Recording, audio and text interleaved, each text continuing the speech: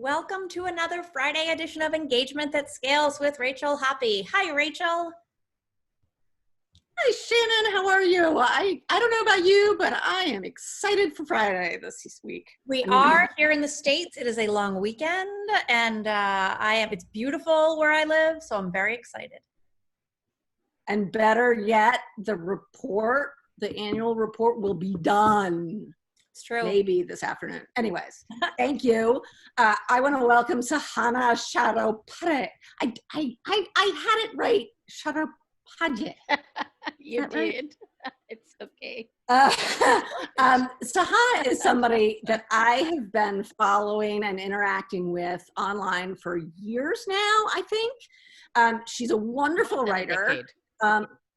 And you write a lot about learning and complexity and emergence and a lot of the things that I'm thinking about. And so when I read what you write, it always resonates and it helps articulate some of the things that are like swirling around up here in my head. But I have never had the excuse to actually talk to you, not in real life because you're in Mumbai and I am in Maine, but synchronously, I guess.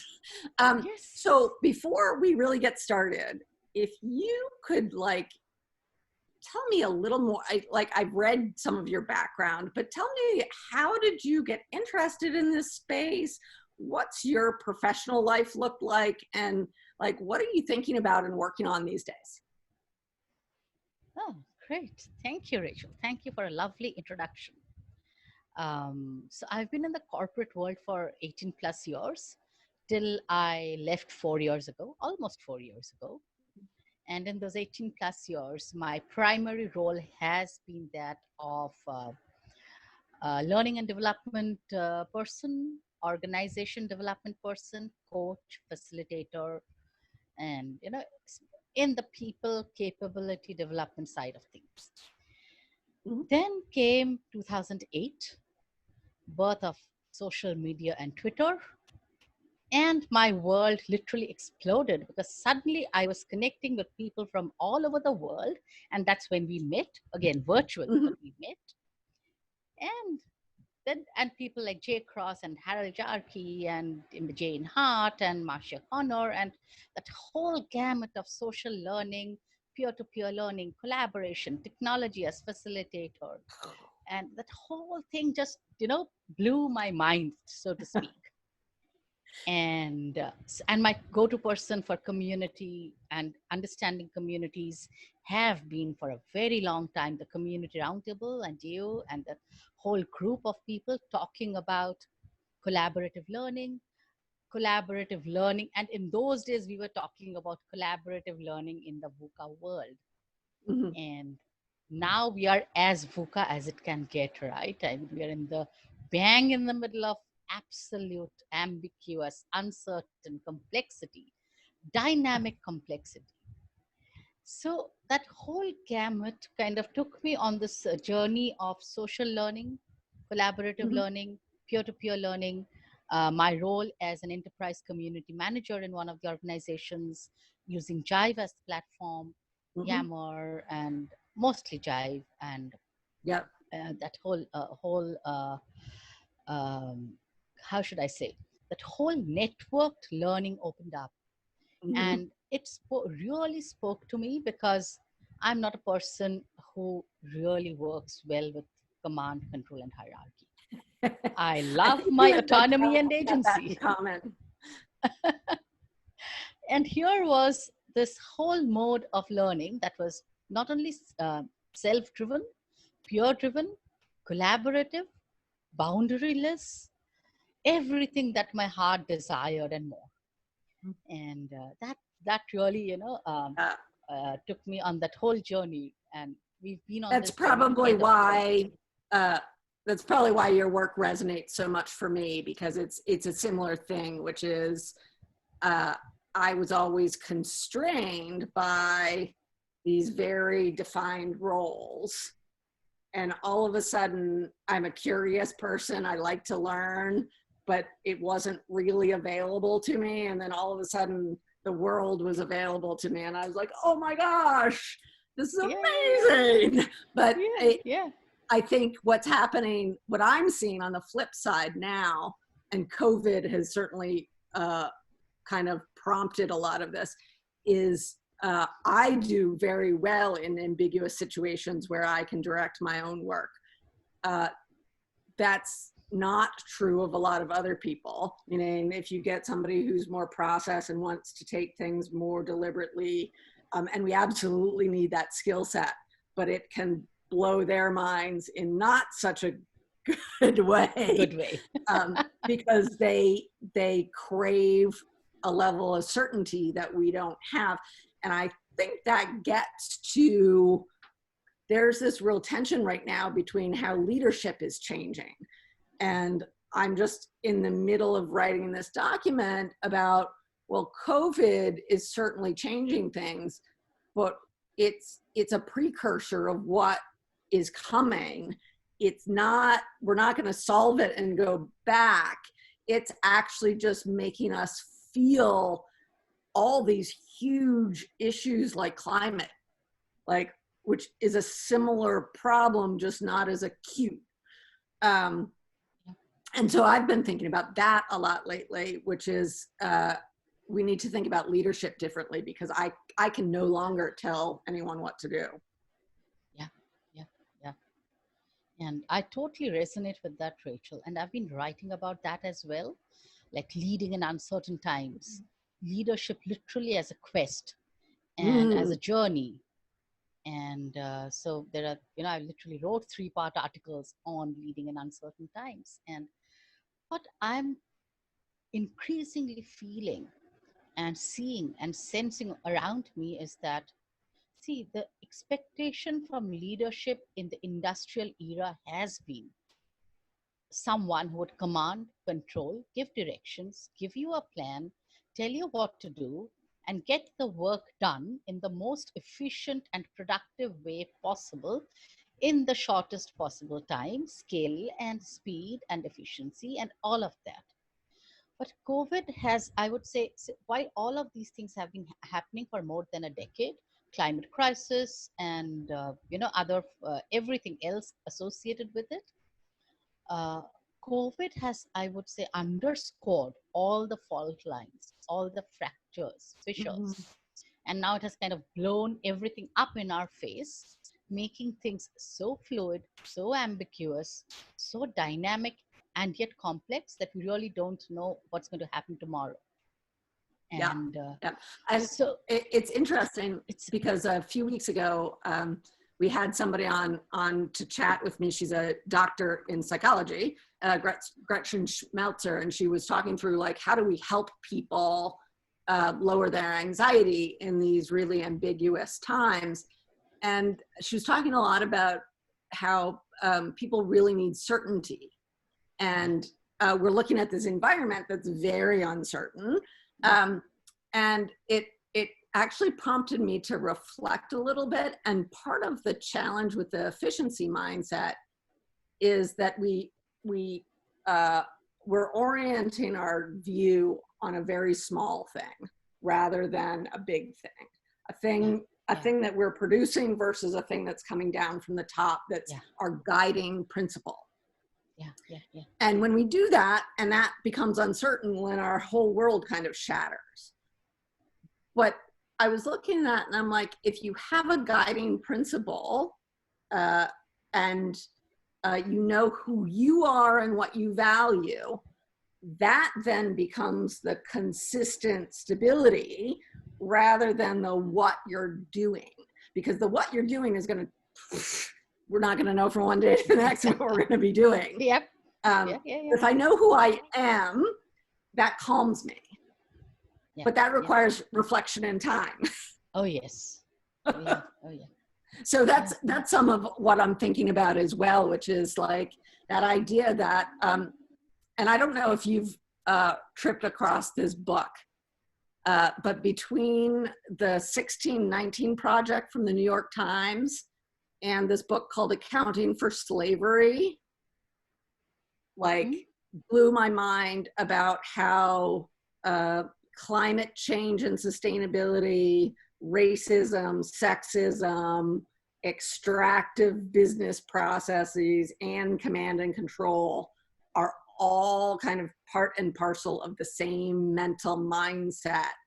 That's this boom and bust economic cycle. Yes, yes, yes. I totally agree with that. And in the same vein, I've been, I really love Kate Roberts' work and the TED Talk that she has done, that it's time for us to thrive and not grow. It's fabulous. So growth I have not is seen that. I will check it out. It is so beautiful. And a lot of what Jacinda, why am I blanking on her last name, in New Zealand is doing around reorienting GDP around like, are we here to serve people, or are people here to serve the organization? And I don't think in the US we've reconciled that at all.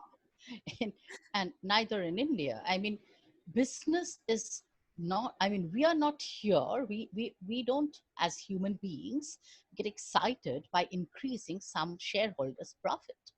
I mean, that's not our goal in life. It's not.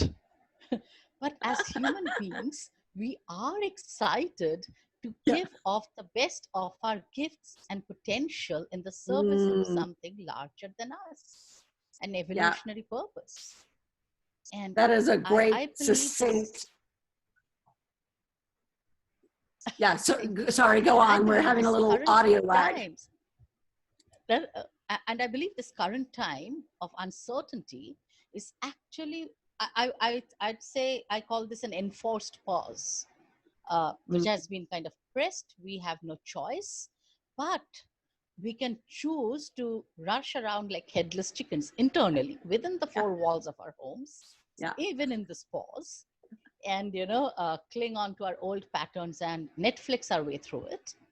Or we can pause, like you were saying a while back, step back, befriend uncertainty, using whatever process works for us, whether it's meditation, mindfulness, reflective journaling, whatever, yoga, tai chi, whatever works.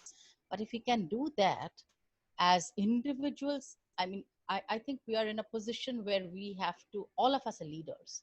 We now have to lead ourselves in this situation, our families, our homes, our workplace, our relationships, with our work, with our tribe, with our family, with everything. So if we can step back and become more observant of ourselves and our choices, and lead from that place, what you're saying, of inner values, inner coherence, rather than external pressure and external whatever has been pushing us like mad people. Do you know what I found, which was interesting and unexpected, is the process of working out loud helped me do that over time. Meaning not any one period, but reflecting out loud allowed me to go back and see kind of what the through line was that like my mind kept like chewing on.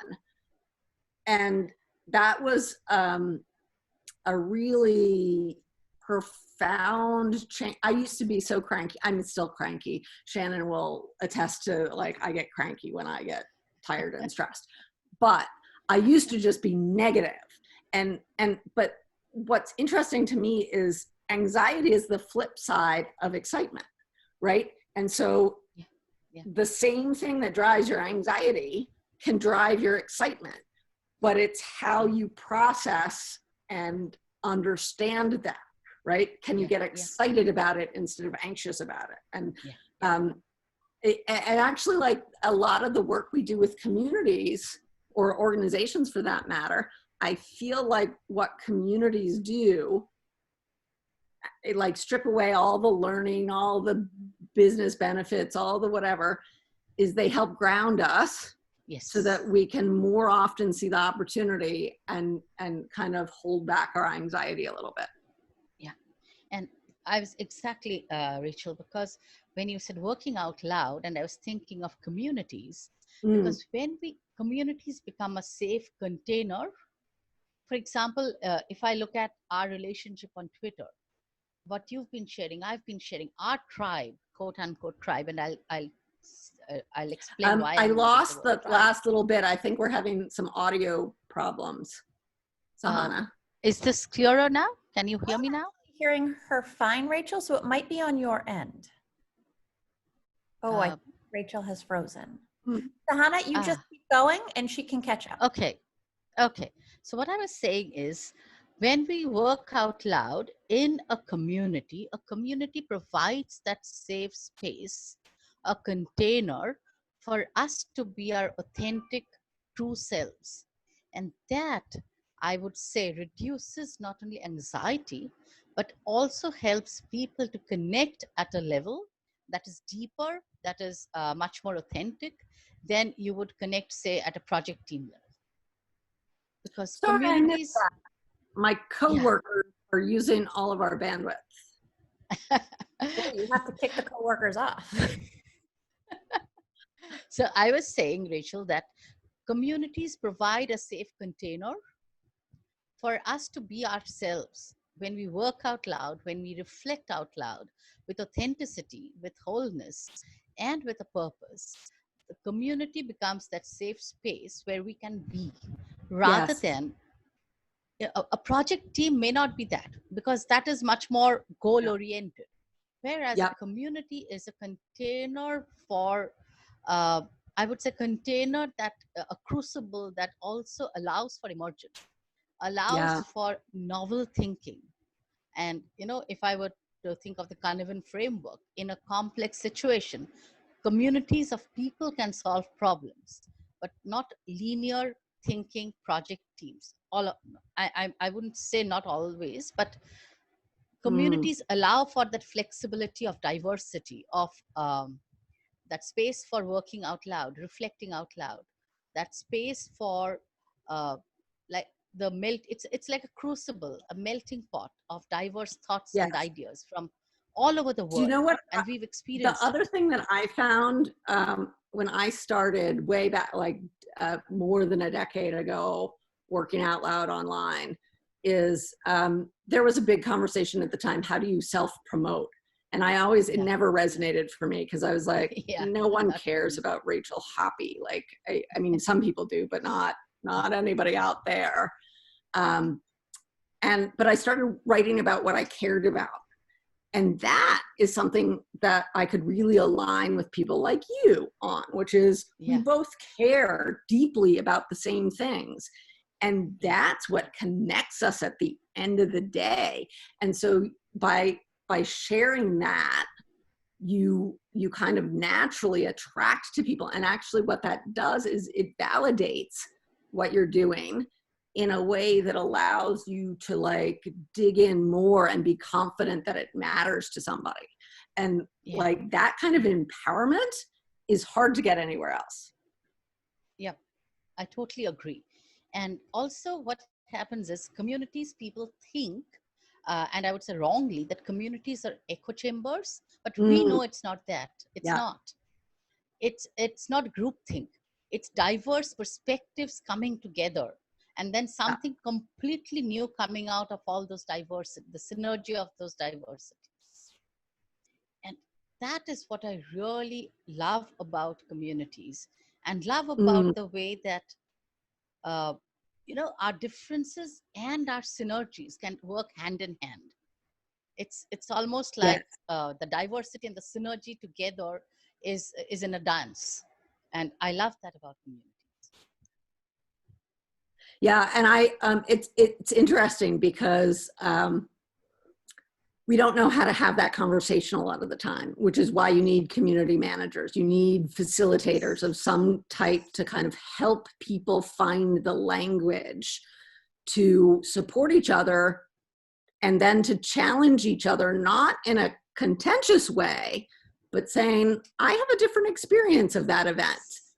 And this is what my experience is. And can you listen to that and maybe learn something from it? And if you can, the learning that comes from that is mind-blowing, but people don't are really challenged. Like social media, like half of it is a dumpster fire because people can't have that conversation. Yeah, yeah. And so who are you working with these days, Sahana? Multiple facets, but I think if I really step back and look at it, they are all converging towards the same, in the same direction. So I kind of call that direction regenerative futures. So I'm part of different groups of regenerative thinkers, thrivability thinkers like Michelle Holliday, Daniel Wall. And what is happening, I'm seeing, Rachel, is all the work that we've been doing around communities, around, what we were just discussing, having, facilitating those spaces for safe conversations, creating those containers for heartfelt, authentic wholeness. And all of that is kind of converging towards, and everything else, stepping away from extractive, exploitative economy, from ecological disaster, from political apathy. All of that is leading kind of naturally towards a different world, a different future that wants to emerge and through us. When I say through us, I mean through the gifts that we collectively have and individually have. And if we really tap into our unique gifts with sovereignty, with agency, and with respect, and contribute from there, collectively, I think what is wanting to emerge is a different regenerative future. So I'm working across all of these different fields of communities, thrivable futures, regenerativity, and writing and talking to different people who are doing fabulous work along these lines of creating a more beautiful world our hearts know is possible in that sense. Do you know what I've read recently that I feel like we're going back to the future, which is I read this book called Braiding Sweetgrass, which is about Native American. It's a very interesting, it's written by a botanist, but she's writing about the mental model of Native American. I've read it. I love that book. Yeah, and so that really had a profound influence on me too, because she was putting humans in an equal role to animals, to the natural world, to everyone else, and really like that equitable piece. It was just a more abundant mindset. Yeah, it's like the human beings. I mean, we've thought of ourselves as the apex species, and we've brought the world to this point, right? Where forests are burning, seas are acidifying, oceans are acidifying, and coral reefs are dying. Whereas if we see ourselves as an integral part of all sentient beings and of this planet, then how would we be and behave? Yeah, exactly. My audio is not very good, so I'm going to wrap up a few minutes early just because I think it's hard, and I'm sorry, I think everyone in my house is on our Wi-Fi, and so it's probably me. But what can you leave us with something that's on your mind lately? Like what have you been chewing on? Yeah, I think for the past, especially after COVID hit and in the last 1 month or so, I've been really thinking about how do leaders and all of us need to be in these uncertain times in terms of not only our relationship with our work and with ourselves, but how do we process this uncertainty, process this ambiguity that leads us into a future where we make different choices? Because ultimately, the choices we've made so far have brought us here. And what would be those choices that we make as human beings, as part of the web of life, and respecting our absolute ineradicable interconnection. Yeah. Because I think that's something COVID is highlighting very, very strongly, that I'm only as healthy and fit as my neighbor. I'm only as fine as they are. And so how do we make choices? How do we it's build interesting. communities? And yeah, these are on my related mind. to that. I'm starting to see how inextricably linked we are to each other. And when you look at online community and engagement, you see that the fractal of this complex world is our behavior towards each other. And if you deconstruct it even more, it's the way we use language with each other. And the how we do something is what prompts a certain reaction. And once you prompt that chain reaction, social reaction, you have set off in one path. And so I've been thinking a lot about, like, how do you use language so that you're encouraging that chain reaction to go off in a constructive, generative path. Yeah. And to that, I would also like to add that now everyone, and at least a lot of the people I speak with, and I'm not talking of people who can't work from home, because there are certain kinds of work that you just have to be out there doing it. Yeah. Not everyone has the privilege of working on Zoom, right? Yeah.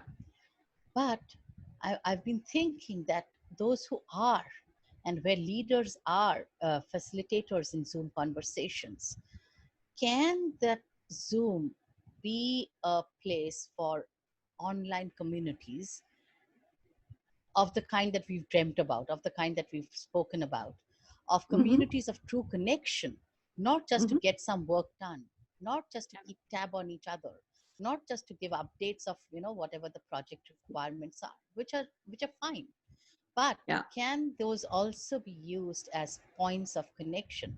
Like you said, using different language, holding that space differently, even if it's for just 5 minutes of that 1 hour call, or 10 minutes in that 1 hour call. Can a different way of being be initiated through these online connections, which are at the moment kind of enforced, but can those choices be made of using that enforced period a little differently? Yeah, I mean, we've been experimenting with that, the CR network, for the last decade, and it's been an interesting journey. But I think one of the things that I've seen is you can start to craft the culture. It's not an immediate thing, but again, you can nudge it in certain directions, and you can get there where people feel very high trust in a situation where they've never actually met everyone in the community.